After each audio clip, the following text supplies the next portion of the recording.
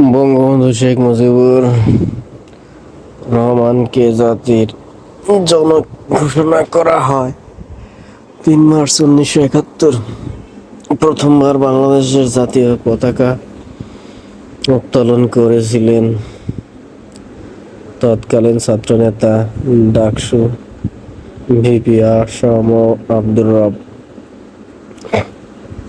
৭ March ১৯৭১ Bangabandhu ভাষণের মূল বক্তব্য ছিল স্বাধীনতা সংগ্রাম তথা মুক্তি সংগ্রামের ঘোষণা। বঙ্গবন্ধু শেখ মুজিবুর রহমান এর ৭ মার্চের ভাষণ অনুষ্ঠিত হয় রেসকোর্স ময়দানে। ৭ মার্চের ভাষণের মূল বিষয় ছিল ৪টি। বঙ্গবন্ধু শেখ মুজিবুর ৭ মার্চের ভাষণে উত্থাপিত ৪ দাবির প্রথম দাবি সামরিক আইন প্রত্যাহার। বঙ্গবন্ধুর ঐতিহাসিক ৭ মার্চের ভাষণকে ইউনেস্কো বিশ্ব ঐতিহ্যের অংশ হিসেবে স্বীকৃতি দেয় ৩০ অক্টোবর ২০১৭। আর আমার বুকের উপর গুলি চালাবার চেষ্টা করো না উক্তিটি করেছেন বঙ্গবন্ধু শেখ মুজিবুর রহমান।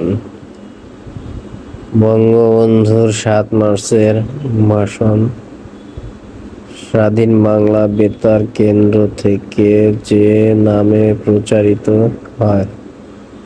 বজ্রকণ্ঠ। বঙ্গবন্ধু শেখ মুজিবের ৭ মার্চের ভাষণে প্রদত্ত ৪ দাবির চতুর্থ দাবি ছিল নির্বাচিত প্রতিনিধিদের হাতে ক্ষমতা হস্তান্তর। ৭১ সালে ৭ মার্চ ছিল রবিবার ২২ ফাল্গুন ১৩৭৭ বঙ্গাব্দ। রেসকোর্স ময়দানে ৭ মার্চের ভাষণ শুরু হয়েছিল বিকাল ৩টা ২০ মিনিটে। মুজিবনগর যে জেলায় অবস্থিত? মেহেরপুর। মুজিবনগর সরকারের বাণিজ্য, শিল্প ও যোগাযোগ মন্ত্রী ছিলেন এম মনসুর আলী। মুজিবনগর সরকারের মুখ্য সচিব ছিলেন রুহুল কুদ্দুস।